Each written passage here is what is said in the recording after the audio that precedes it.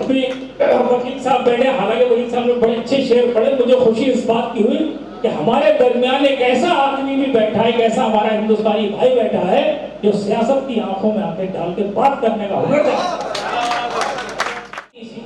یہ عمر ہوتی اسی لیے، کیا ہم بھی اس دور سے گزرے تھے، لیکن جو لوگ اس دور میں مبتلا رہتے وہ وہی رہتے ہیں۔ آپ اس سے نکلے، آپ کے کاندھوں پر بہت بڑی ذمہ داری ہے، آپ روشن مستقبل کی دلیل ہیں آپ لوگ۔ بہرحال اتنا بڑا پروگرام کرنا کوئی کسی کے بس کی بات نہیں ہے۔ کوئی بھی آپ رہتے ہیں، میرے علاقے میں علی گنج ایک سنگلاخ علاقہ ہے جہاں اردو کی خدمت کرنا ایسا سمجھے کہ جیسے پہاڑوں سے نہر کا نکالنا۔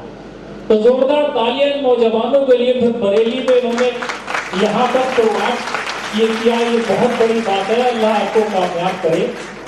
میں بھی علی گنج میں ہوں، آج تک میں وہاں ایک پروگرام بھی نہیں کرا سکا۔ میں نے اس بریلی میں سن 2003 سے 13 تک میں رہا یہاں، 10 سال میں نے 65 مشاعرے یہاں کرائے۔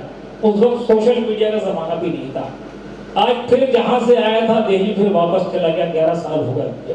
وہاں بھی اللہ کا شکر ہے، میں دہلی مائنورٹی کمیشن کا مسلم ایڈوائزری ممبر بھی رہا ہوں میں، اور اللہ کا شکر ہے اردو اکیڈمی کے بے شمار مشاعرے پڑھتا ہوں۔ کہ 2 اکتوبر کو میرا گاندھی جینتی کے موقع پر ایک بڑا پروگرام ہے۔ بہرحال یہ سفر دہلی سے یہاں تک کا مجھے ذہنی اور جسمانی اور دوسرے طور پہ بہت بھاری پڑا۔ اللہ اپنا رحم کرے۔ بہرحال صدر ہوتے تو ان سے اجازت لے لیتا، بہرحال ان کی جگہ سے اجازت طلب کرتے ہوئے ایک تو آئندہ مشاعرے میں ہے، لیکن اعلان آپ نے نہیں کیا، غلطی آپ کی ہے۔ آپ کو صدر کا اعلان کرنا چاہیے تھا اور شمع روشن بھی کرنی چاہیے تھی، تو بہرحال آگے دھیان رکھیں۔ تو یہ ایک مطلع ایک شعر میں پڑھنا نہیں چاہ رہا تھا، مجھے ضرورت ہے اس ٹائم۔ تو عمران صاحب آپ دیکھیں، شاہد صاحب آپ بھی دیکھیں، مطلع سے آپ جڑے، اس شعر پہ نہ جائیں۔ اس 4 مصروں میں قوم کا ذکر ہے، وہ قوم میں اس قوم کی بات نہیں کر رہا ہوں، صاحب کاروں کی پوری قوم کی بات کر رہا ہوں میں، اس میں ہندو مسلم سب شامل ہیں۔ جو لوگ اس صاحب کاروں کی ٹیم سے جڑے گا وہ بہت آگے جائے گا، جو پچھڑ جائے گا پیچھے رہ جائے گا۔ بہرحال 4 مصرے دیکھیں کہ جس دن تم اتحاد کا پرچم اٹھاؤ گے، جس دن تم اتحاد کا پرچم اٹھاؤ گے، اس دن تم اپنے قدموں میں منزل کو پاؤ گے۔ جس دن تم اتحاد کا پرچم اٹھاؤ گے، اس دن تم اپنے قدموں میں منزل کو پاؤ گے۔ چلنا تمہیں ہے قوم کے لشکر کے ساتھ ساتھ، پچھڑے جو کارواں سے تم مارے جاؤ، پچھڑے جو کارواں سے پھر مارے جاؤ گے۔ بہرحال یہ بیٹھ ساتھ نہیں دے رہا، آپ لوگ ساتھ دے دیں۔ اور 4 مصرے ماں کے حوالے سے میرے بڑے مشہور یہ ہیں۔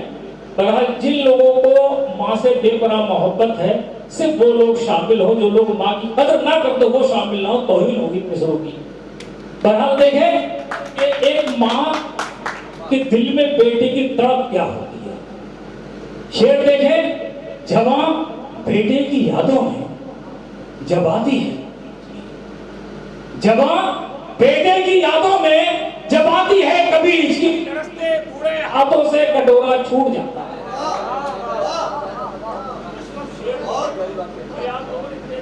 شعر پڑھے، مجھے کیا پڑھنا تھا میں تو بھول گیا۔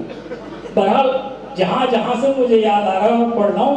جوان بیٹے کی یادوں میں جب آتی ہے کبھی ہچکی، لرزتے بوڑھے ہاتھوں سے کٹورا چھوٹ جاتا ہے۔ نظر سے دور بھوکا ہو اگر لختے جگر کوئی، یقیناً ماں کے ہاتھوں سے نوالا چھوٹ جاتا ہے۔ یہ مائک بھی آپ لوگوں کی طرح کمزور ہے، جیسے پروگرام آپ نے ہلکا کر دیا، تاریخ غلط انتخاب کیا تاریخ کا۔ بہرحال اس کا کوئی طریقہ ہے، کھڑا رہے کچھ دیر۔ چلیے اب شعر دیکھیں، جو میں پڑھنا چاہتا تھا چھوڑیے، اب دوسرے شعر پڑھتا ہوں۔